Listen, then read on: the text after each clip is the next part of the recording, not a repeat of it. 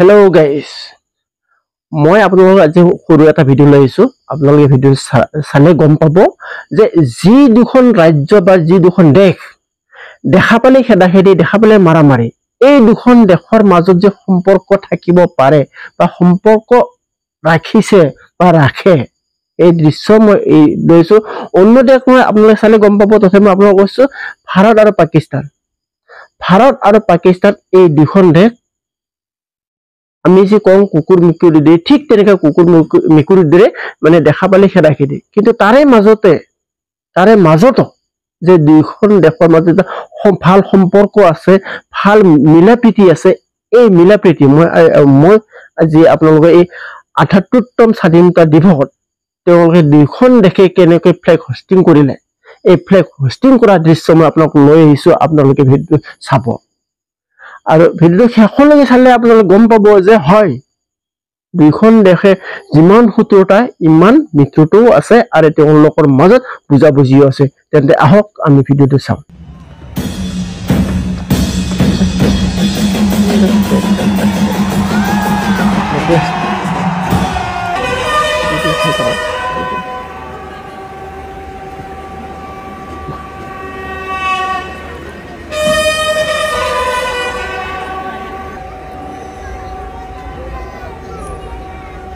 Latest Bharat আৰু পাকিস্তানৰ মাজৰ ক্ষেত্ৰত যিটো মিলা প্ৰীতি চাব লগা আৰু চাব লগা। একচুৱেলি আমি ভাৰত আৰু পাকিস্তান যিমান শত্ৰু বুলি ভাবোঁ, তাৰে মাজতে আমাৰ যি বন্ধুত্ব আছে, আমাৰ যি মাজত মিলা প্ৰীতি আছে, সেইটোৱে আমাৰ প্ৰমাণ।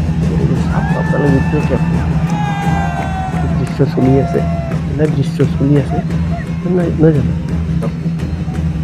লেটেষ্ট ভিডিঅ' চাওক।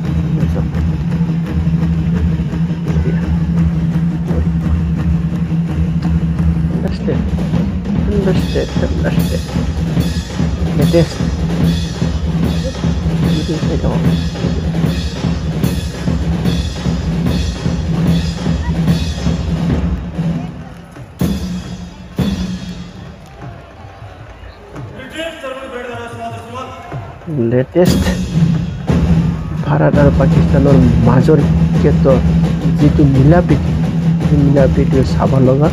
আৰু বন্ধুসকল, আপোনালোকে দেখা পালে যে দুইখন দেশে কেনেকৈ ফ্লেগ হোষ্টিং কৰি ফ্লেগ অফ কৰি আৰু কেনেকে দুইখন দেশৰ মাজত আলোচনা ভিত্তিত ভাৰতৰ গেট ভাৰতে বন্ধ কৰিলে আৰু পাকিস্তানৰ গেট পাকিস্তানে বন্ধ কৰিলে।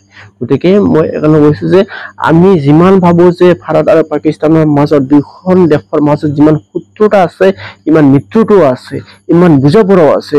আৰু এই বুজাপৰা থকাৰ বাবেহে আজি ৭৮তম ফ্লেগ পতাকা উত্তোলন বা ৭৮তম ভাৰত স্বাধীনতা দিৱসত দুইখন দেশৰ মাজত মিলা প্ৰীতিৰ মাজত ফ্লেগ হোষ্টিং কৰিলে বা পতাকা উত্তোলন কৰি গেট বন্ধ কৰিলে। গতিকে বন্ধুসকল, আপোনালোকে ভিডিঅ' শেষলৈ গৈছে, আপোনালোক অশেষ ধন্যবাদ। আকৌ লগ পাম অন্য এটা নতুন ভিডিঅ' লৈ। ধন্যবাদ।